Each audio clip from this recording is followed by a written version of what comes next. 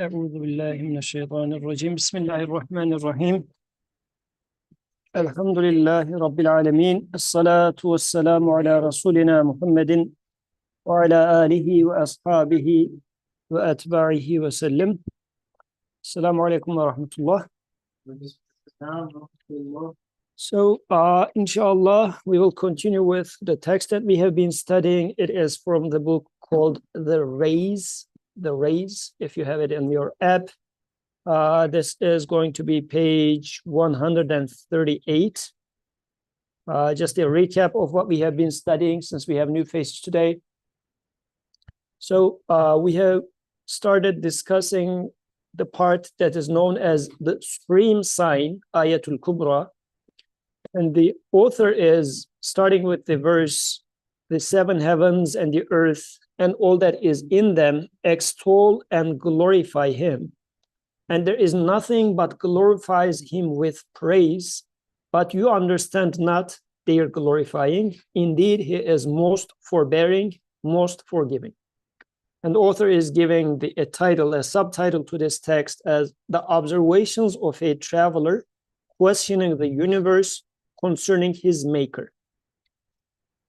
And as we said, that this is sort of a mi'raj, an example of an ascension for the author, as Prophet ﷺ had this journey from Masjid al-Haram to Masjid al-Aqsa and then to the heavens, that's journey. And so how do we make this journey relatable to us? So author is going through creation stage by stage and asking to the creation, asking to beings themselves and saying that, tell me about our maker, or tell me about your maker, because your maker is my maker. So this way of a conversation is what we have been seeing. We have gone through 4 stages so far. And now, inshallah, today we are going to study the 5th stage or 5th degree. And for that, I will need somebody to read us. Ahmed, do you have it open there? The 5th degree, then the traveler summoned. You have it there? Right. So it should be page 138. Mountain climb. Yes. Then the traveler is summoned on his meditative journey by the mountains and the plains. Read 2 hour pages, they say. Looking, he sees that the universal function and duty of mountains is of such grandeur and wisdom as to stupefy the intelligence. The mountains emerge from the earth by the command of their sustainer, thereby palliating the turmoil, anger, and rancor that arise from disturbances within the earth. As the mountains surge upward, the earth begins to breathe. It is delivered from harmful tremors and upheavals, and its tranquility as it pursues its duty of rotation is no longer disturbed. In the same way that masts are planted in ships to protect them from the turbulence and preserve their balance, so too mountains are set up on the deck of the ship that is the earth, as masts and stores, as is indicated by the verses of the Quran of miraculous expositions such as these. And the mountains as pegs, and we have cast down anchors, and the mountains he anchored them. Then too there are stored up and preserved in the mountains all kinds of springs, waters, minerals, and other materials needed by animate beings, in so wise, skillful, generous, and foreseeing a fashion that they prove that they are the storehouses and warehouses and servants of one possessing infinite power, one possessing infinite wisdom. Deducing from these 2 examples the other duties and instances of wisdom, as great as mountains of the mountains and plains, the traveler sees through the general instances of wisdom in them, and particularly in regard to the fashion in which all manner of things are stored up in them providentially. The testimony they give and the divine unity they proclaim, declaring, there is no God but He, a declaration as powerful and firm as the mountains and vast and expensive as the plains. And he too says, I believe in God. In expression of this meaning, it was said in the 5th degree of the first station. There is no God but God, to the necessity of whose existence point all the mountains and plains together, with what is in them and upon them, by the testimony of the sublimity of the comprehensiveness of the truth, of the storing up, administration, dissemination of seed, preservation, and regulation. A truth providential, dominical, vast, general, well ordered, and perfect, and to be observed. Yeah, so let's pause here. And any comments, any questions? So author is now listening to the mountains and trying to hear how they glorify their maker. And he talked about how they, as mountains coming out, he referred to 3 verses, and the mountains as pegs, which is from Surah 78, verse number 7. And we have cast down anchors. And let me read the Arabic. So, وَالْجِبَالَ أَوْتَادًا وَأَلْقَيْنَا فِيهَا رَوَاسِيَ, and وَالْجِبَالَ أَرْسَاهَا, and the mountains he anchored them. So Quran is talking about mountains, but not as just things that happen to be, but as things that are specifically put there. So how do we read from here? What's your observation? Any comments that anybody would like to share? Or these are just very natural. I mean, it's just rock, man. Come on. Like, what is special about this?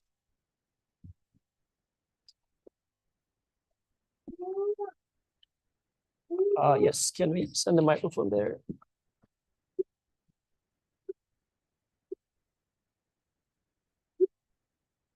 I think just reading what's most clear is that these mountains are like the warehouses that store the water that we need as human beings and animate beings, and how that all like these waters are maintaining us, or through these mountains Allah is maintaining us. Mm-hmm.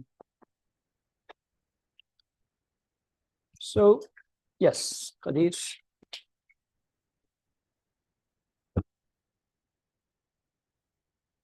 So when I read this is like I come to a question as like the ayah 78:7, and fix the mountains like pegs. So how we've been reading as like the creator is an active part of the creation at all times. But when I read this ayah, it feels like those were just placed there, and like there is like the creator is not an active part of that creation. It just like feels like he just put them there. They're there, they're doing their job, they're holding down the earth. And so if someone could clarify that point. Yeah. Not to answer his question, Okay. but I think the importance of mentioning mountains as pegs and anchors is that maybe we have a need for a sense of constancy in an ever-changing world. Like, you know, there's these changing seasons, day and night, whatever, you know, but the mountains, they stay the same. And maybe that gives us a sense of security. Okay. So you mean, yes, relative to the rest of the things, mountains are stationary. So what did you get out of that? Can you repeat again? Maybe some comfort that not all things change.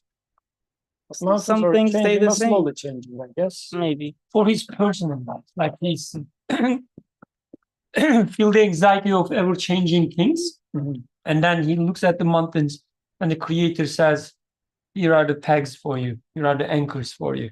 I see. Good. So the example, the way Quran is now mentioning mountains as pegs, practically they are, like in terms of how they are establishing the balance of the planet. But aside from that, the way now author is reading it, in the ships, they put those pegs in the ship. And it's a design choice to maintain balance. Now, when we look at the mountains, mountains seem like just happen to be as such. They're not, I mean, it doesn't feel like, at least in our perception, since they have always been there, mountains are natural consequences of what's it, tectonic plates motion. So do I see, as long as I start seeing a purpose, then I question. Behind every purpose action, I'm trying to look for a purposeful doer. So I think this is what these verses are highlighting. It's put in there, but with a purpose. Once you see the purpose, you will look for a doer. So, and these verses are highlighting this. Mountains are put there as pegs or anchors. This was one part of it. The second part, as Natalia was highlighting, like they are there for storage space. Like once I remember in Mecca, there are millions of pilgrims all at the same time in Arafat. And it's just a mountainous region. So our tour guide was mentioning that there was a mountain right behind this, like Mount Arafat. They said, oh, the king opened up a hole in this mountain and made a huge water tank in there so that they can water 10 million pilgrims all at once for these 2-3 days. It was an impressive thing to do, really, because somebody opening up, like there's nowhere else really to store. Either you will make a huge building or you will need to do such a thing. So it was impressive, somebody storing water, making a space inside this mountain to store the water. But this is how water is being stored elsewhere without an explicit human being drilling some holes and storing water in there. But what do we say to this? Do we simply say, well, it is natural? Because it is happening this year. Like this year, it's going to rain. This year, the water is going to be stored in there. And this year, water is going to be released from there for the need of humanity. It is enriched, by the way, like with minerals. Yeah. So enriched with minerals. It's not like King's, the stable or whatever. Yeah, it's not stable, but enriched water. So what do we say about this? So author in this case is reading it as, since such a, yeah, this one. So such a purposeful act is at play, then there must be a conscious maker who is storing it. Why? Because mountain doesn't know me, neither does the rain.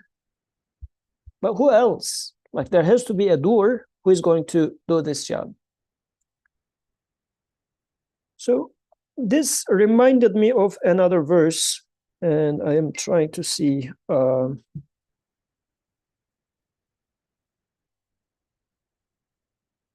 Okay. So this is from Surah Sad. اصبر على ما يقولون واذكر عبدنا داود ذا الأيد إنه أواب.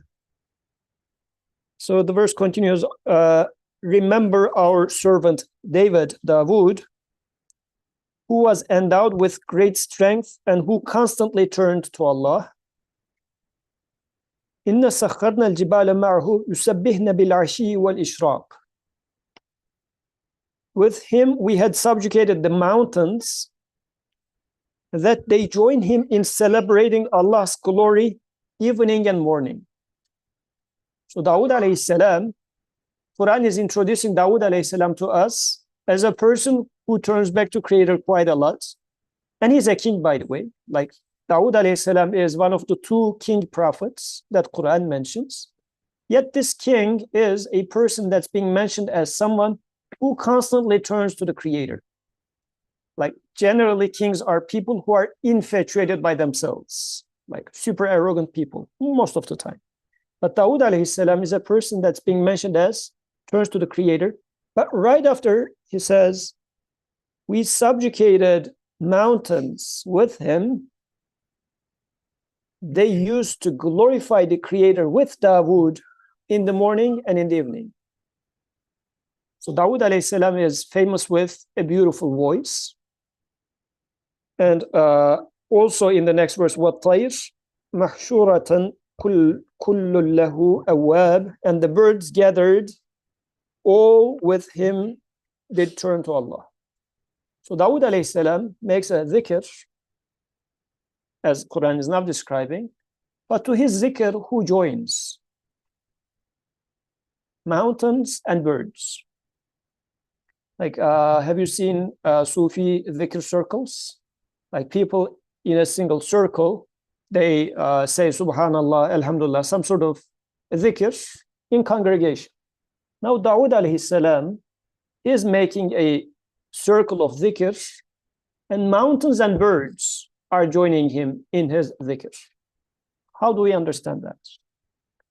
Like, can you, because since Quran is mentioning, it should be some sort of a lesson to me, as if saying that make a circle of dhikr, so much so that mountains and birds are going to be your friends in this dhikr. Not only humans, like in Sufi tradition, it's humans, but can you have a circle, a dhikr circle, in which mountains and birds are going to do that? What do you think? How shall we understand that?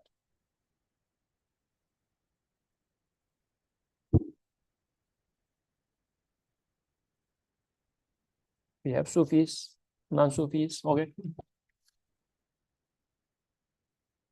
168. 138, sorry, 138. Okay, sorry.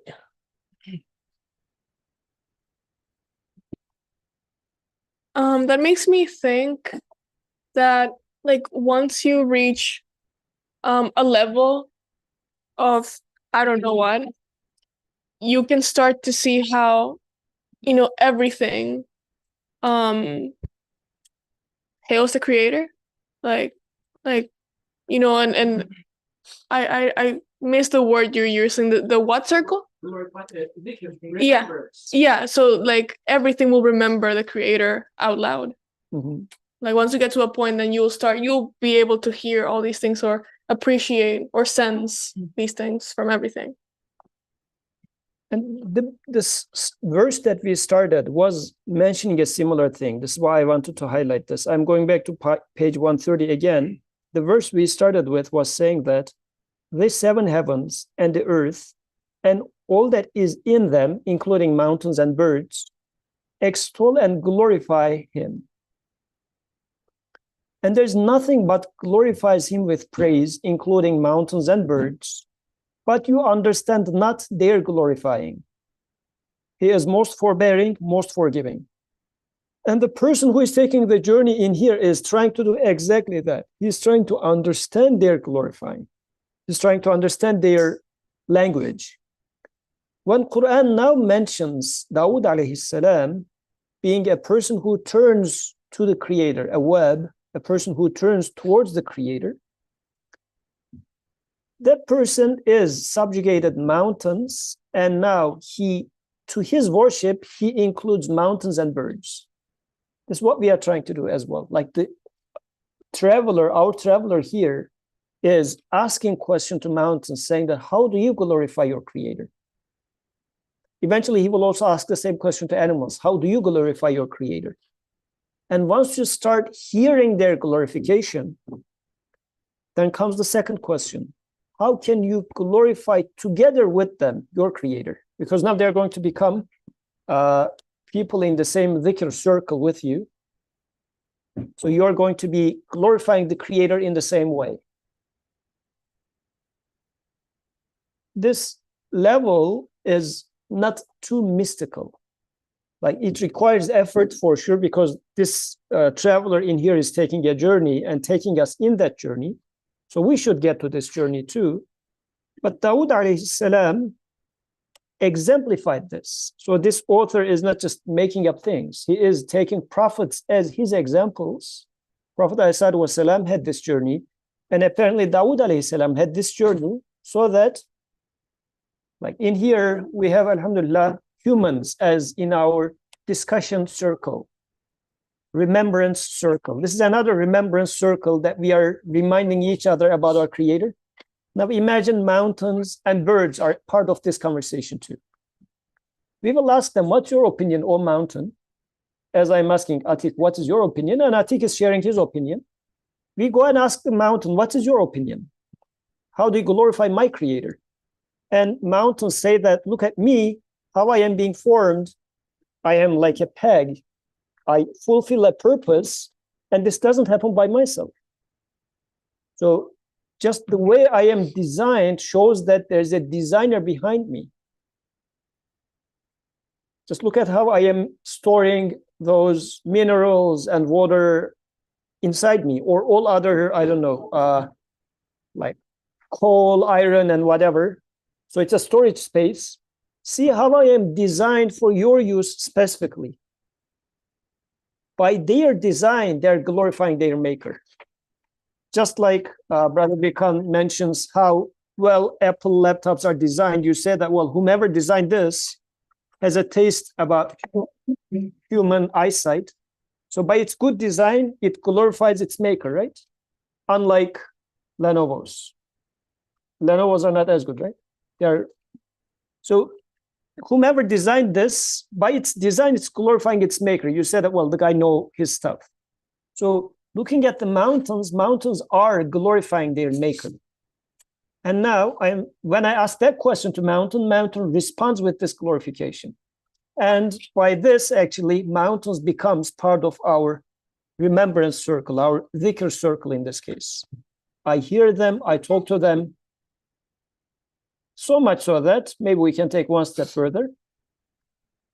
I can add their glorification in my glorification. How would you do that, Atik? Can you add their glorification in your glorification? Can we take a mic? You can also witness their expression of their glorification, right? You can look at a mountain and see its sublimity. And yeah, that affects you in a way, and you can give credit to who caused that to be there. Sister Aisha, like along that, just as I can witness and recognize that the way the mountain exists, right, even just the way it's anchored into the earth, is a expression of its glorification of God, its state of being, then even if I'm not verbally glorifying God, right, maybe I'm not a believer or whatever, my physical being will still be in a state of glorifying, right? The way that I'm able to utter speech, the way that I'm able to, my ears are able to, get the sound waves and comprehend them. Like so much of my physical existence alone, or even the complexity of my feelings and emotions and the changes of states of being I have, these are also a means of glorification. What then changes when I, let's say, quote unquote, become a believer is that now I am aligning my verbal speech, my consciousness, with also my physical reality as well. That, oh, I wasn't even aware that my very existence was a glorification of the Creator, but now I am also choosing with, the given choice that is given to me, with the consciousness that is given to me, to align with that very reality, that reality that I also see reflected in the clouds, in the mountains, in all these different aspects of creation that the traveler has gone through. And even if you would like to take it one step further and say that the one who made this universe is making me, and interestingly, actually, he makes a similar creation within you as well. Like we talked about, for example, rivers in the previous part, and human has all these rivers flowing inside our like blood vessels. Now we are talking about mountains. If you pay attention, you are created with those bones, which are pretty much pegs in your body. So the one whomever designed this globe of Earth with this structure and put pegs in there, and had a skin over it, which is the earth, which we will eventually come, is doing a similar creation in you too. And use them as reservoir.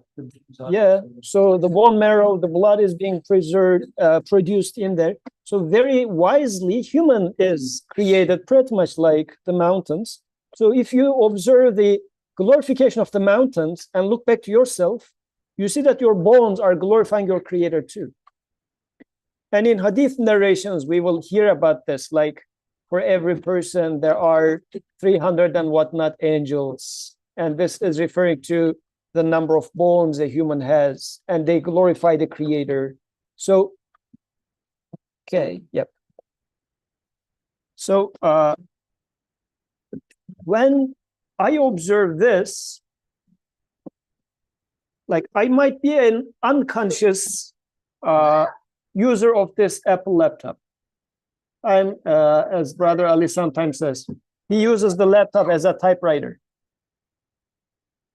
So although the laptop itself glorifies its maker, shows its art and everything, I am oblivious to it. All I do is just use it like a typewriter. But if I start observing all the details of it, I will start establishing a relationship with its maker. So this is how it's going to be with me as well. Maybe I'm just oblivious. I am just living by the day. But as I start reading into how the creation is happening out there and observe that the same thing is happening inside here, I will be glorifying my creator along with the mountains, because there are mountains in me which are glorifying the creator too.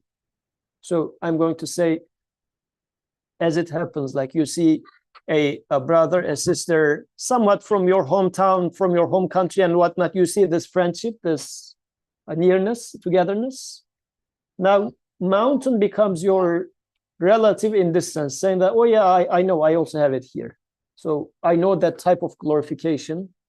So then you can do glorification along with mountains, like Dawood alayhi salam did. And he's exemplifying this for us. Yes. When you mention the example of computer, as you get more familiar with it, you really understand, glorify its maker better and better. It's I guess, a good analogy, the way we should study the creation as well, maybe. Since most of us, not all of us, but most of us are, in academia, scientists, and one way or another, studying the creation. So when you, for instance, respect an artist, right? When you look at the artwork, you look at it first superficially and say that, oh yeah, this is a good art piece. But then as you look more and more deeper, like a deeper and deeper, as you realize, the more nuances there, certain choices are made with a purpose and so on, you start respecting more the artist. And as you respect more, you start exploring it even further. Well, let me see what kind of, the material she used, what kind of, ink she used, and so on and so forth. You have this excitement, you have this, the desire to study it as you respect more. And similarly, like when you watch a movie of a director that you respect, or at least know that, whatever is there, it should be for a purpose, you start exploring deeper. Like you look at the characters, you look at the scene setup, even the colors chose, or the changes between scenes and so on and so forth. You have this desire to study it, because with every detail, you see a purpose there. And it makes you excited. So with art and the movies and whatever, these are just symbols. They make you excited, but after all, they are useless, right? But when it comes to the creation, when you start seeing that wherever you look, you see a purpose, you see a design there, it should make you really excited. Like you look at the mountains, you just see the bulk, of matter first. But then as you enjoy, you start studying it, you say, oh, wait a second. It also serves as pegs. Oh, wait a second, inside it has water. Oh, wait a second, it also a reservoir of minerals and so on and so forth. With every detail you look, you see a purpose. Now you have this, the tendency, you have this desire, urge. I should study even more. How about how they are formed? How about their, I don't know, the what is it called? Doesn't matter. This aspect, that aspect, all illiterate people I'm talking about. So yeah, anyway, so it opens a gate for us to study the creation, really studying it. If you are studying physics, study physics, biology. But with this, the desire to know about its maker. What other purposes he put there? What other messages he inserted there? Just like the artist. And as we are sharing, like we are being common in makers, like the maker is the same, their maker is my maker. And this is how he was mentioning it, right? The purposes of mountain is serving me in the end. So this is why I am concerned about these benefits as well. It's not like just some art out there, but they are made for my benefit. So their maker is my maker and purposefully, willfully, skillfully did it for me. So this is more like a relatable excitement. It's not simply just for the sake of learning, because sometimes I can relate a little less with people having, I don't know, going to art museum. That's a brother at some point had, a brother, like membership to art museum. So like me being an illiterate person of art, I was saying, well, why? I mean, no, it's just some colors, it's not relatable. But apparently once, yeah, now I know art a little more. So, but once you can start seeing the relational aspect of it, then you start getting excited. Otherwise, it's just being something distant. Can I pass the microphone there?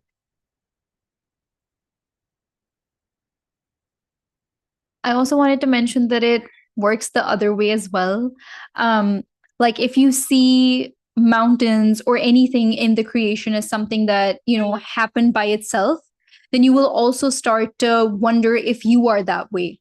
And this whole, this text about mountains reminded me of how back when people didn't know the scientific reason, or the scientific whatever of how mountains came to be, they used to wonder, how is it that we find these seashells on mountains? And their explanation, because it was a religious time, so people thought, it was Noah's flood. Noah's flood came and deposited these shells on top of these mountains. And then they found out, it's actually earthquakes that is developing these mountains. So the new theory came about that it wasn't Noah's flood. Noah's flood never happened. It just happens by itself. And that led to people thinking, okay, if these mountains are happening by themselves, by these natural phenomena, maybe we're the same way. Maybe there's nothing special about us and nothing spiritual about us either. So it goes both ways. If you see the creation as something that is purposeful and meaningful, then you will also look inside yourself and be like, okay, what is my purpose? Why am I here? But yeah. Yep, because you look at it with the same perspective. If you look with the perspective of wisdom, you do observe wisdom everywhere. And if you are going to close your eyes to wisdom, then you become blind to wisdom everywhere again. Good. And we can continue with the next one if no other comments. Ahmed, would you like to keep reading? A little louder. Then, while that traveler was traveling in his mind through the mountains and plains, the gate to the arboreal and vegetable realm was opened before him. He was summoned inside. Come, they said, inspect our realm and read our inscriptions. Entering, he saw that a splendid and well-adorned assembly for the proclamation of God's unity, and a circle for the mentioning of his names, and the offering of thanks to him had been drawn up. He understood for the very appearance of all trees and plants that their different species were proclaiming unanimously, "There is no God but He." For he perceived three great and general truths indicating and proving that all fruit-giving trees and plants, with the tongue of their symmetrical and eloquent leaves, the phrases of their charming and loquacious flowers, the words of their well-ordered and well-spoken fruits, were testifying to God's glory and bearing witness that there is no God but He. The first, in the same way that in each of the plants and trees, a deliberate bounty and generosity is to be seen in most obvious fashion, and a purposive liberality and munificence, so too it is to be seen in the totality of the trees and plants, with the brilliance of sunlight. The second, the wise and purposive distinction and differentiation, one that cannot in any way be attributed to chance, the deliberate and merciful adornment and giving of form. All this is to be seen as clearly as daylight in the infinite varieties and species. They show themselves to be the works and embroideries of an all-wise maker. The third, the opening and unfolding of all the separate members of the 100,000 species of that infinite realm, each in its own distinct fashion and shape, in the utmost order, equilibrium, and beauty, from well-defined, limited, simple, and solid seeds and grains, identical to each other or nearly so.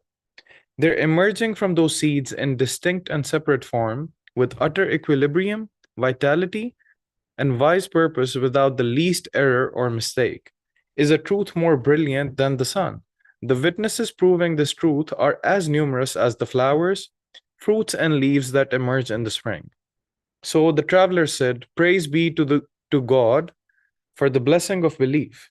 In expression of these truths and the testimony given to them, we said in the 6th degree of the first station, "There is no God but God, to the necessity of whose existence in unity points to the consensus of all the species of trees and plants that are engaged in glorifying God and speak with the eloquent and well-ordered words of their leaves.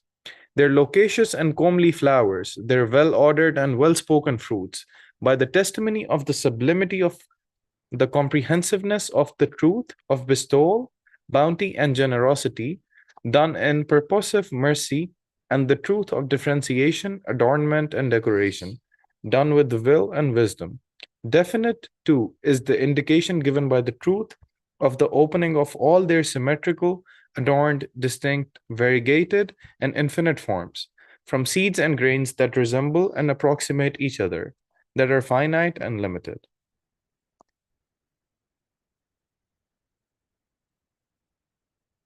Jazakallah khairan. So, for the comments about this second part, inshallah, I'll go with cold calling. Like naming people. Oh, okay. And there is a person who is fond of cold calling a lot. His data structures teacher used to cold call him a lot. So I think I'm going to repeat Cold call. cold call. Yeah. Abdurrahman. What do you think, Abdurrahman? What's your opinion about the plants? I learned name of my students, so Abdurrahman is one of them. Yes, Abdurrahman. How do my students see? I would fail the class, I guess. Yeah. I mean, I guess I'll say something. I mean, I'm trying to like relate with what Nursi is saying. Okay, there's so many plants and types of plants and species of plants and vegetables, and okay, you're hiking, let's say on a trail, you look around, you see so much greenery around you, so much beauty, let's say, but also it's very easy to just keep walking and not notice it. You're like, oh, it's nice, but you know, it's very easy to forget about it, to not care about it, to be desensitized to it. So is it proclaiming very loudly that we were created by one God, or is it proclaiming, there's no God but he? Do I see these three comments he's making, like how it's so obvious that they say La ilaha illallah or something, La ilaha illahu. I mean, those are kind of my thoughts when I look at this. I think, just to add maybe one other comment, if I can't look at myself first, then sure, I would think it might look nice outside. Externally, I could look at the mountains, the trees, all these things. But if I can't look at myself and even realize that, okay, my eyesight or my thoughts, my body, walking, like all of this is also being given. If I can't see that these are saying La ilaha illahu, first and foremost, from myself, because the one I know the most about is myself. Like the one I feel the most or experience the most is just my body, myself. And if I claim ownership of that, then the things out there also die for me. Like I don't hear them anymore. And then I become like this traveler that is just walking and I don't hear things. So for me to be able to relate with Nursi here, I think there's like a wall for me, that the first wall I need to pass is first I need to stop, I guess, closing my ears and eyes of myself, or even like claiming ownership there.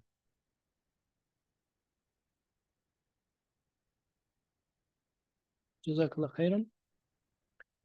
And there is this largest painting that we have there, like not painting, but it has very tiny leaves that are painted in multiple colors and especially painted with gold.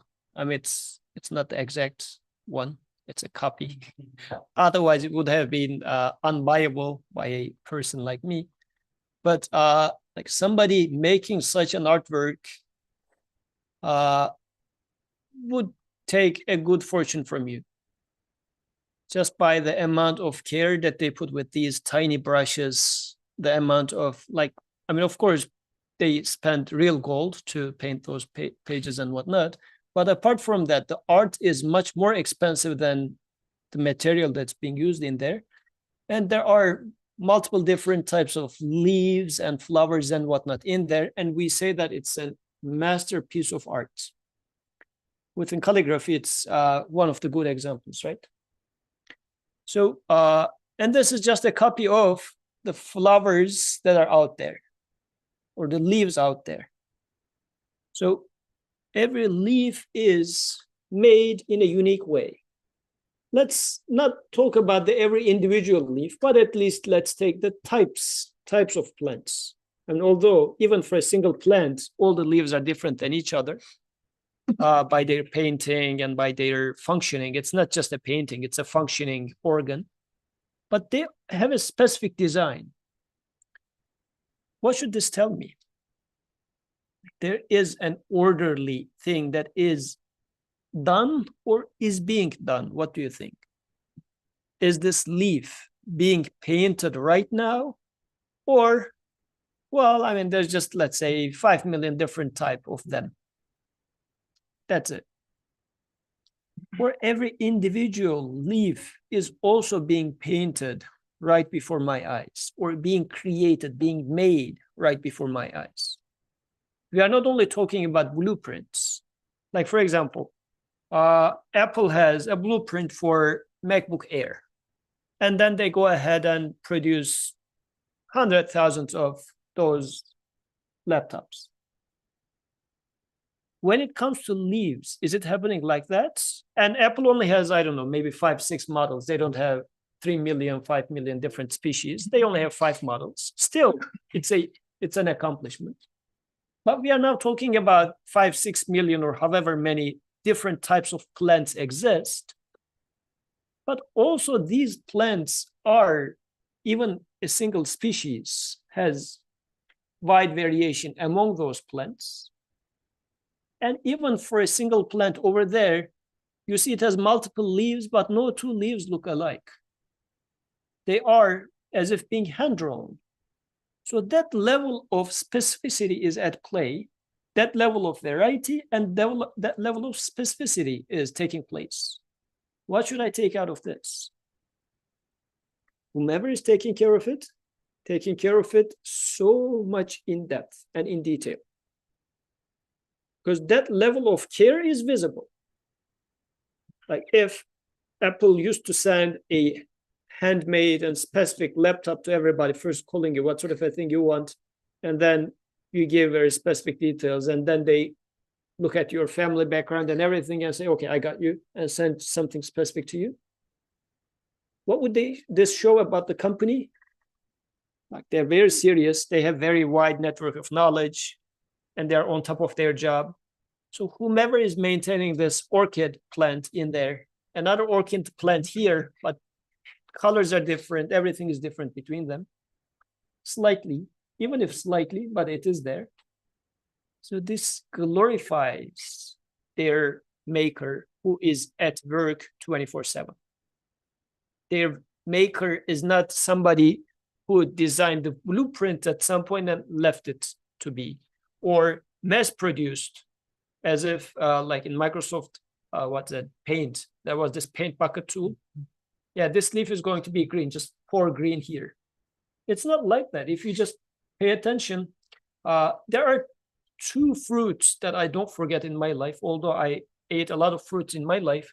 Two fruits that I couldn't eat had very important memories in me. One of them was we were at a retreat and we were studying Nursi's writings. I was a freshman at the end of freshman year. And there was a tree. There were not as many plums, but I just climbed the tree and got one plum. And since it was not as many plums, of course, I didn't want to eat it immediately. But alhamdulillah, it turned out to make a good service. I just started cleaning it on my clothes. I realized how shiny this skin is. Because normally you just get it and eat it. I got it from tree. So it was so shiny. And then I realized that the texture was so colorful, like the pigments here and there. It was not paint bucket painted red. It was a gradual color change here and there. A lot of yellows were put, a green were put here and there. It was smelling. The texture was like, it's not simply just like rubber or anything. It has a special texture. So I don't remember if I ate it at all, but I remember not being able to eat it for so long because it was so nice, so beautiful.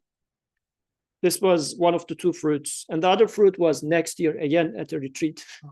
And this time it was a tangerine.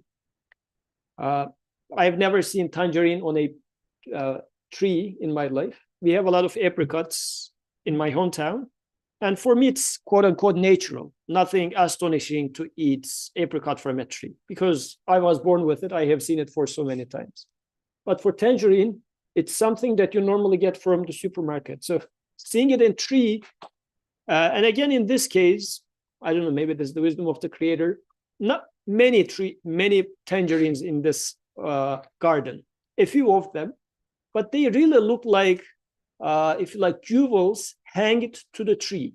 Because in that garden, there were not as many fruits, maybe 5, 10 at most. Soil is brown, the trees are brown, leaves are green, but this totally awkward colored orange, a fruit in this awkward color was hanging there. It sounded very abnormal, unexpected. I say, like, this is funny. Like, how did this end up being here? I wouldn't expect such a thing. It felt like somebody cooked it and just tied it there. So this sort of an astonishment is, as Abdurrahman was saying, like, these are the things that we walk by, but once you just take this attitude of child approach, actually, this child, for example, is going to be astonished by seeing it because the child didn't get used to anything and doesn't take anything for granted.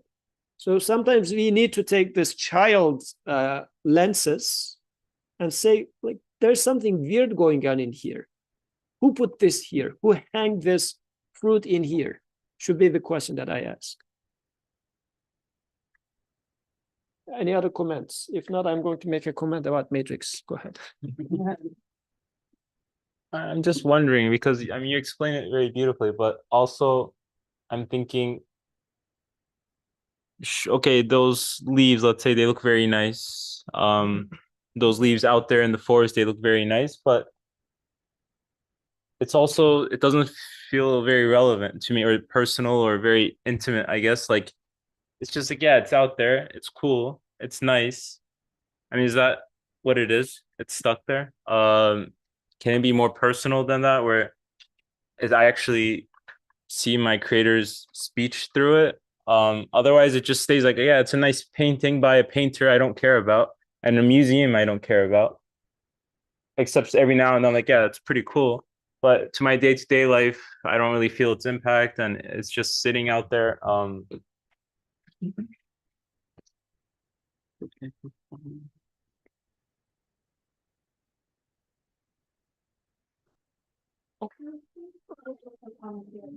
Okay, so can we get the second microphone also? Okay, can you pass it there to Muhammad? Muhammad, the power button. Press power button once. Okay, so I really like the way you put it, you and Abdurrahman, because I didn't really ever think about it this way. But like correlating it to our everyday life, whenever like any company issues something that's limited edition, everyone keeps on running after that, and then they offer like those with even higher prices, right? And then anyone holding that limited edition thing feels special. And the way God created us, subhanallah, is each one of us is a limited edition of himself. I mean, me and Muhammad, we're twins supposedly, but still we have some differences. And the way he also created us twins is special in itself, right? So I really like this idea, and thinking of how each handcrafted thing, like the flowers, even as he said, it's not a blueprint, it's different. Each one is different than the other. So it's so much effort and time and like greatness is put into this.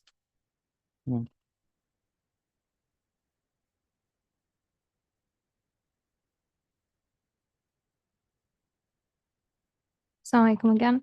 I think this is a really important question, right? Of, okay, we see the world around us.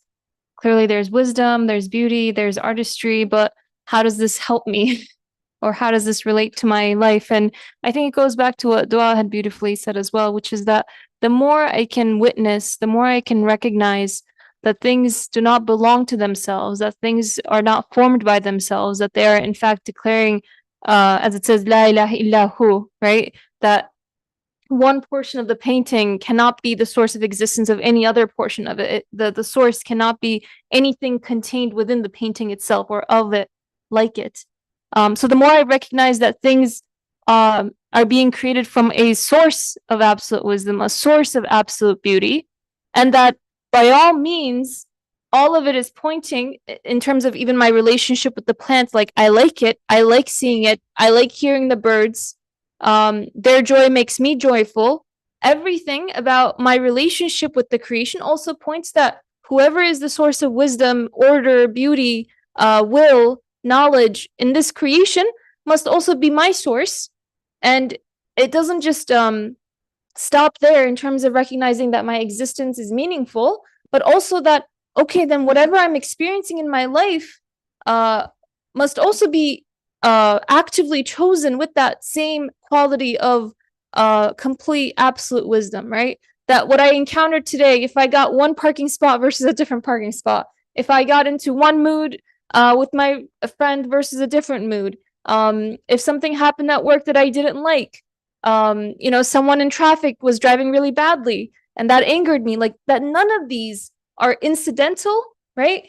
That none of these are without meaning or purpose, that they are always purposefully, intentionally placed into my life by my sustainer, then in one sense, I'm not subject to all these endless unknown causes, right? That have nothing to do with me, that don't care about me. And it's either a good luck day or a bad luck day, or, I got off on this side of the bed, that side of the bed. Like, I'm not subject to that same arbitrariness.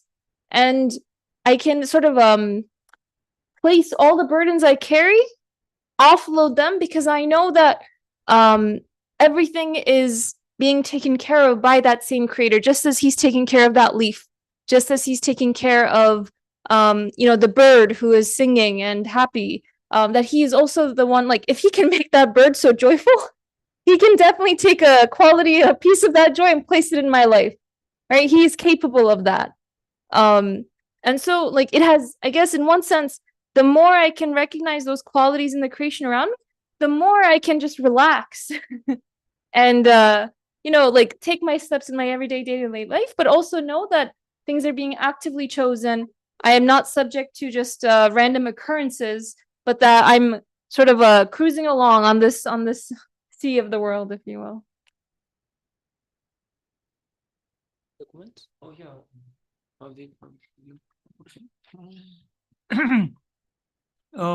One part I find very interesting, which is, he says he perceived 3 great and general truths.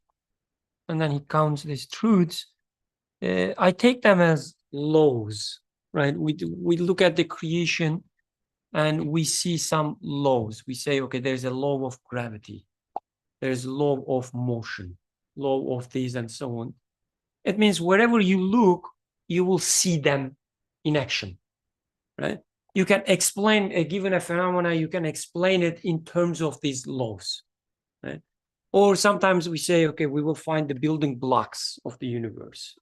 We say there are these elementary particles. You will see them everywhere and you can explain anything in terms of these elementary particles. Or some fundamental forces, like gravity, electromagnetism, and so on. He says, if you study the universe, you will see that there are some laws there, and they will be applicable everywhere, right? And one of them is that these are very interesting laws. Like, these are not the ones that we made up, usually this law of gravity, law of motion, and so on. He says there's this law or a truth, which is wherever you look, you will see a deliberate, on purpose, the giving away, the mercy, the bounty, right? So generosity, you will see this everywhere you look. No matter where you look, you will see some needs, and these needs being sustained. You can read the phenomena this way. It is common truth, he says. And then another one, he says, this distinction, differentiation, adornment. Making every leaves different, adorning them specifically for them, right? This is another law. Everywhere you look, even when you look at the twins, you will see the same law being applicable there, right? They won't be identical to each other. You will see some adornment, differentiation there. Try to create anything identical, like find anything identical, and you will see the same law, he says. Right? This is very strong, actually. Like if you are studying, I don't know, let's say physics, and you see that this is a law, you will say, okay, even if I try to find 2 identical electrons, whatever, there must be something different about them, right? Because there's a law. And then the third one, the utmost order, equilibrium, the beauty, right? Wherever you look, you will see this equilibrium. The things following an order. You put a apple tree seed, and it becomes an apple tree. And you get an apple out of it, not orange. So this is like we claim to look at the creation and see these laws, these useful laws, so that they will make our job, like life easier. We will achieve things and so on and so forth, to create some technology. But it says, actually, you can look at the same creation and find more useful, more relevant, and more meaningful laws there. And like, this is kind of a challenge. It's not just making up and say that you have to accept it. No, go and study the universe, and you will see these laws in action. To me, this is like mind-blowing, to be honest. And to Abdurrahman's point, so a brother was once mentioning like they had been to Umrah in Ramadan, and Ramadan is very crowded time. So he says they were in the masjid. The dad said, "I'm going to go out. Would you like anything from the market?" And the guy says, "Well, Daddy, can you bring me ayran?" For whatever reason. But then dad attempts going to outside, but he comes back without buying ayran, saying that like it was too crowded, I couldn't get there, sorry. So he comes back. It's Ramadan, so the time comes near iftar. They have a small food, whatever they have, a primitive iftar food. Then as they call azan, they invite a passerby. And the passerby is somebody with ihram, like that person is not carrying a bag or anything. Somebody gave this person some food. So they say, "Oh, come," and then he sits down. He opens up his bag and he takes ayran and gives it to the boy. So what would you feel at such a moment? You said, well, this is like miraculous, or this is clearly somebody heard the query, the whatever the boy was asking. The father who apparently heard it couldn't fulfill it, but there was someone who heard beyond the father and brought ayran from in very unexpected way. And you will feel special at this moment, saying that, oh, I have a sustainer who heard my voice and responds back. When you see a plum in the tree and you pay attention to the plum now, the color is making you get excited. The smell is making you get excited. The taste is making you get excited.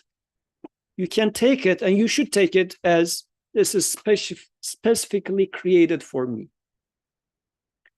So in the tongue of Prophet ﷺ, when he says a person's rizq is written, like on the rizq, the name of the person that will eat it, their name is written on it. You heard about that narration? Which the way we should take it, that means Prophet says, it's made for you. It was not made for whomever is going to pick up, just, as it happens, Apple produced 100,000 MacBook. I just happened to buy this one. They didn't produce this specifically for me. But the way Prophet ﷺ is now mentioning for the sustenance that we eat, says the person's name is written on their sustenance. What this should mean, whatever you see there, your creator made it for you. What's my evidence for that? It is speaking to my taste. It is speaking to my eyes, my ear, my taste. And whomever is going to create the taste is the one who makes it. Now, it's not exaggeration then to say that actually this specific plum is made for you. Take it as such. Do not take it as, oh, he was just giving some sort of an invitation and I happen to be here. And I'm just, sometimes in Turkey it happens. There are weddings and then passerby just enters and eats. You're not invited there, but you're just benefiting from the side. No. In this guest house, the maker is inviting us, but this baby's name is written on this strawberry, and she is now eating it. I should take it as such. I can and I should actually take it as such. And my taste buds perfectly confirms that. Says that this is truly made for me, and I should be offering my things accordingly as well. One of the things that I would like to highlight here, because I love the author's carefulness in here. In the third, he mentions how so many different species are opening up from very similar seeds. He uses the word fath in there, fatahiyya, and eventually he's going to talk about this too. But fath, this opening, as if like a scroll, all the information is written on a scroll, and it's being opened to become a tree. There are two verses, one after the other, and one artist has written it here. So this one over here. Inna Allah faliqul habbi wan nawa. Indeed, Allah is the splitter, and we talked about this verse in one of Tuesday discussions. Indeed, Allah is the splitter of hab, grain, and date palm. And then says, يُخْرِجُ الْحَيَّ مِنَ الْمَيِّتِ وَمُخْرِجُ الْمَيِّتِ مِنَ الْحَيِّ. It is the extractor, if you like, of the living from the dead, and extractor of the dead from the living.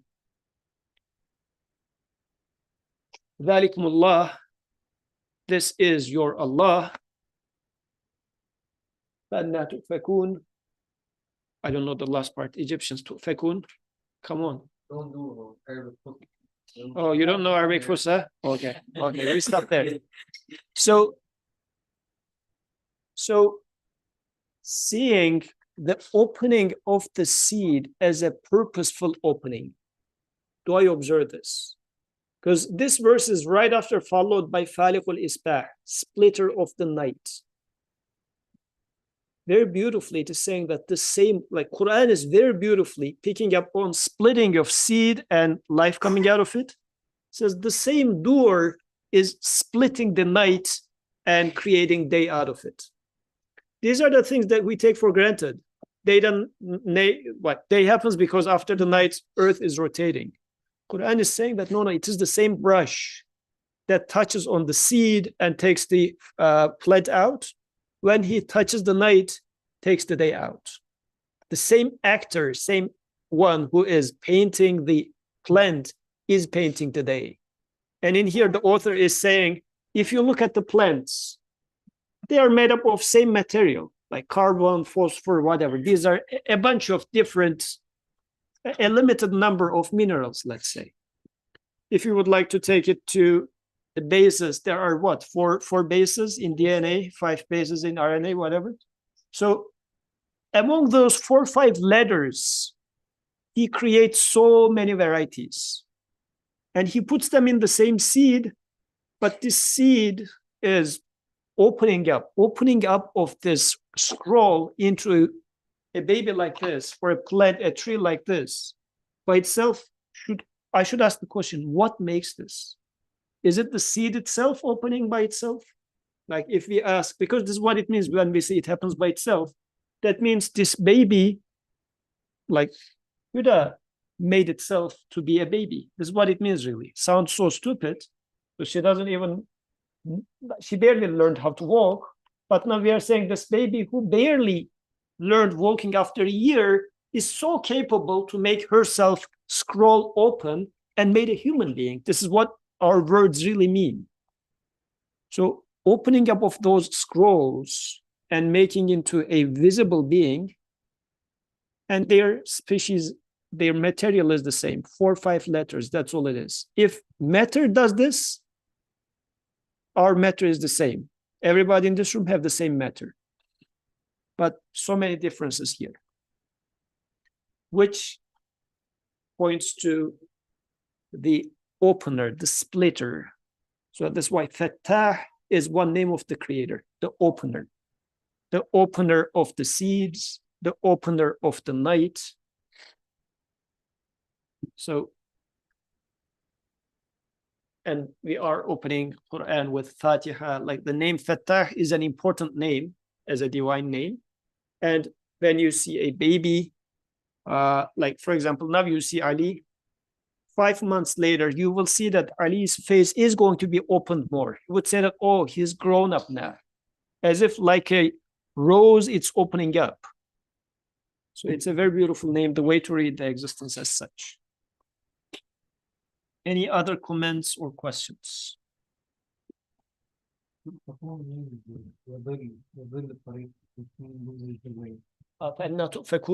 Also, how do you deviate? Despite seeing this, how do you deviate from the path? Yes. So I was just thinking when you were mentioning that these trees, they don't have a blueprint. They're not like Apple computers where everything is the same thing. And just going off of what Brother Birkan was mentioning, that when you look at these things, you'll find all these laws, you'll find all these differences, but they follow a pattern, they follow an order. I was just thinking that just by looking at it visually, no leaf is similar. And it's not just that. If you dissect it, if you look inside, if you go to an even smaller level, no cell is similar to each other. Every cell is different size, different shape, different purpose. And there is still an equilibrium. And then you find all those differences in one leaf and you go to another one and all the cells in that leaf are different too.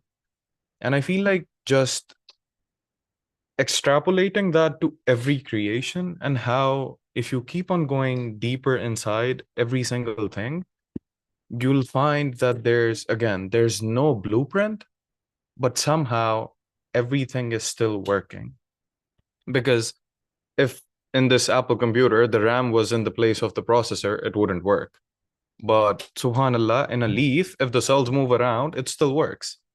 And that gives you a sense that there's like constant care being put into making everything work. And I feel like there's everything, like regardless of what your profession is, if you try to see things, you might be able to find an order or a law there. If you're a zoologist, if you're a botanist, you might see the cells of the leaves and you might see an order there. If you're an engineer, you might see how they're a certain length. If they were longer, the leaves might fall, but they're balanced, they stay on the trunk. And just you can extrapolate. I feel like you just looking at this tree and the way the author has, I guess, shown a way to read the creation, this can be extrapolated to each and every creation. And it doesn't need to be limited to just visual observation. The deeper you study, whether you're a scientist, whoever you are, the deeper you go into these fields, if you use this lens, you might see the creator everywhere better than maybe a person who's not a biologist, and you might see the creator through an eye of a biologist. Jazakallah khairan. Yes, sorry. I was kind of thinking back to sort of Abdurrahman's point about like the practicality in my life of like knowing that things are created in this ordered and purposeful way. Because I feel like, yes, there are moments where I can appreciate the beauty and variety in things, but I also experience these moments where everything is seemingly chaotic and destructive. So like in the first part about the mountains, they were seemingly created with like this like power and anger and like caused by like disturbances in the earth. And even with, I guess I can't really think of the same example with like plants right now, but even like trees, when like there are storms and stuff, they seem intimidating if it's like they're about to fall.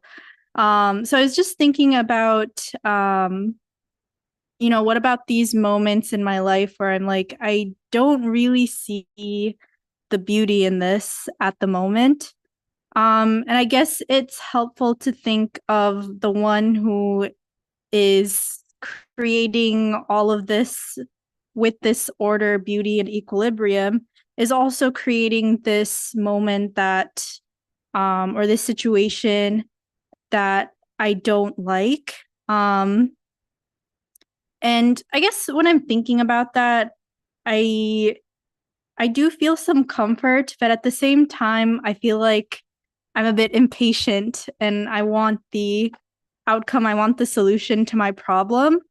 So like even adopting that mindset, it feels like I'm kind of resigning myself to not do anything.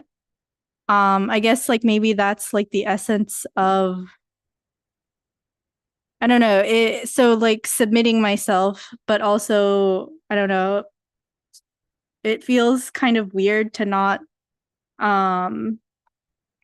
like think about a way to like solve my issues, I guess, in that sense. I don't know if that makes sense. like I guess it feels kind of like I should be able to, what I'm getting from this is I should be able to take what I see in the universe, in the creation, and take it back and see how it's manifesting like within myself, and my feelings and such. Yeah.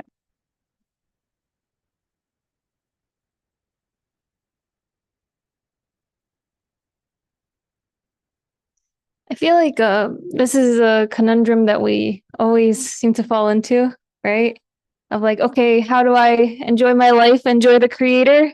But like, do I not do anything, right? And I guess what I find very helpful from this text, from these study circles, is that submitting is a state of being, right? It's not the sort of passivity that we oftentimes imagine. Like, I observe the universe, I observe the world. There is clearly an order in this world. Like, the seed needs to be planted. The soil covers it, right? There's an order in which the creator allows that to grow into a tree, right? It's not the soil that creates it, it's not the sun that creates it, but there's an order through which God is creating that into, a clementine tree, or creating strawberry bushes, or whatnot, right? And similarly in my life, like if I need to, I mean, it's a classic example. So for me, I feel like submitting, okay, like I have this dissertation, right? I was going to give like a math exam, but I haven't done math in a decade, so I need to make this practical for myself. I have this dissertation. For me, submitting is recognizing that I am not going to create it. I am not going to be the one that writes it. I'm not. Because if I say I have to write this, then it becomes an unbearable burden and I can't carry that. But at the same time, submitting to my creator means I show up and I ask for it to be created for me by sitting at the desk, typing, doing the research, whatever, right? That those are all forms of asking, that those are all, that asking is a form of submitting, in fact. As long as I recognize that I don't have ownership over the ideas that come, the novelties that come, oh, suddenly this popped into my head. That's being given, right? I can't claim ownership over that. So I think what I was also saying earlier, like, I don't want it to be misconstrued in that I think there is a sense of cruising in that I recognize I am not responsible for the end result, right? At the end of the day, whatever is written, that's going to be created for me. But what I am responsible for is asking. And that asking takes many forms. It takes form in terms of verbally asking, and it takes form in terms of physically planting the seed. And as with anything in life, like, you don't do a PhD overnight. The tree does not grow overnight. That's just, we're patient in every other aspect of our life, right? I mean, I'm not speaking just to you. I'm speaking to myself, but that's more so like, I think it's a valuable question, but that's more so how I make sense of it. Yes. Okay. Go ahead. Yes. I just wanted to give like a small example. It's like when you try to read the creation, for me personally, I think we should start like small from our own selves and then go to those things. So one example is like I grew up on a farm, is like when I was a kid. So when you plant a seed of wheat, it's like 10 or 15 branches sprout out of like just one seed. And it was like always very fascinating to me. Like, okay, we just planted one seed, and like this creation, like as a child, it was even fascinating for me. Like, okay, 15 branches are sprouting out of just like one seed. And that was like a miracle to me. And one example that also comes to mind with regard to like doing what you're supposed to do is, once there was this, we were planting cotton, and I got some seeds from my father, and I planted them like separately inside the house. And he planted the seeds out in the field. He did everything right. Like he gave them fertilizer, he gave them water, everything. And I didn't do anything. Like we went back home. It was in the village. I didn't even water them, but it rained. So when we came back to check like if the seeds had sprouted or not, so mine had sprouted, but those seeds that my father had planted in the fields, they had not sprouted. So that was also like very fascinating to me as a kid. Is like you can, it's all up to the creator, like however he wants to do those things.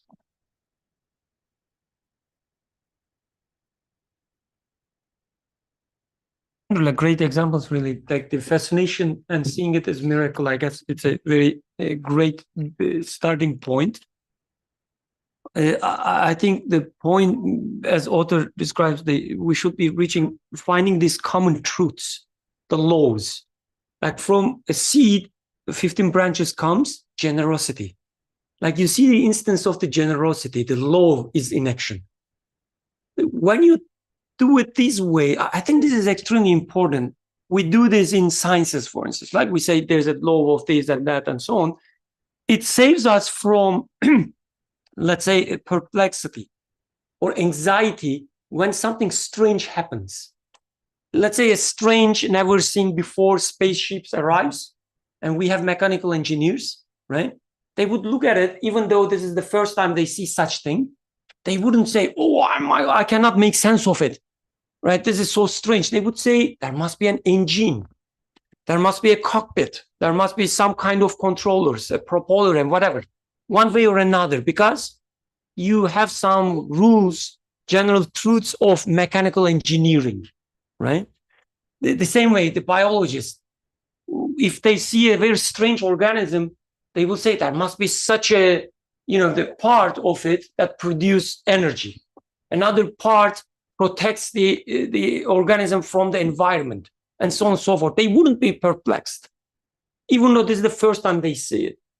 So it's the same way when you start reading the creation in terms of such laws, generosity, equilibrium, differentiation, beautifying, and so on and so forth. Something chaotic happens in your life, right? That you cannot make sense of it. But you say that there is laws, right? There's the law of the generosity. Let me see what kind of bounty is there. Just like you do it with a strange organism when you study biology. The same way, you say, oh, there must be a law of equilibrium in action. So it cannot be chaotic as I first perceive. But to that, you have to first see things in the creation, first as a magnificent things, yes, but then make the ties between them. Yeah, it is miracle, but it happens everywhere, actually. Generosity, equilibrium. Read the universe in names of in terms of such laws, and then you will save yourself from any anxiety.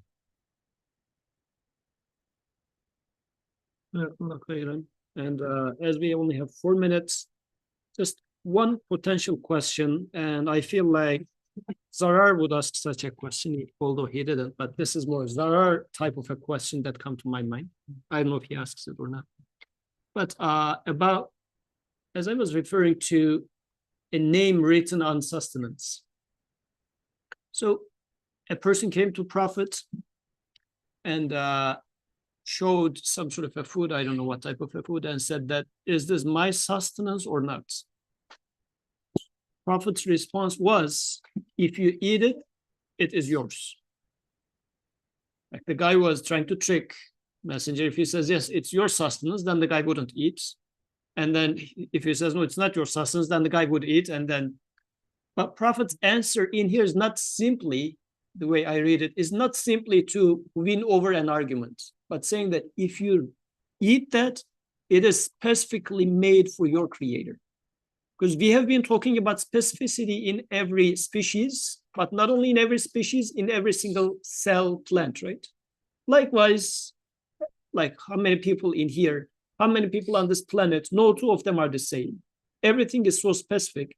Now, in this specific creation, you are being created and a plum is being created. And you're meant to meet with this plum in the garden. There is no coincidence. That plum, if you eat this plum and say that this is specifically made for me and take it as such, a specifically hand-cooked plum for you by your creator and take it as such, then it becomes such a precious gift. It's so relatable now. Like if you go to those, of course, I'm not that rich, but in YouTube, they show that you go to the sushi restaurant in Japan, and the guy is just making it for you and giving it to you with that good price tag. That is why you're paying for that guy, right?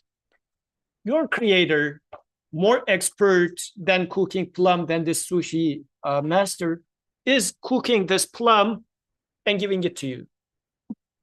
We should take this plum as such. This is why it is so special. And it's such a gift, and I'll be thankful for that. So reading the glorification of the plum is important, and then I will glorify my creator for gifting me such a plum and apply to anything. Inshallah, we will now eat fruit. As we are eating those fruit, we should be glorifying our creator and being thankful for specifically cooking that fruit for me.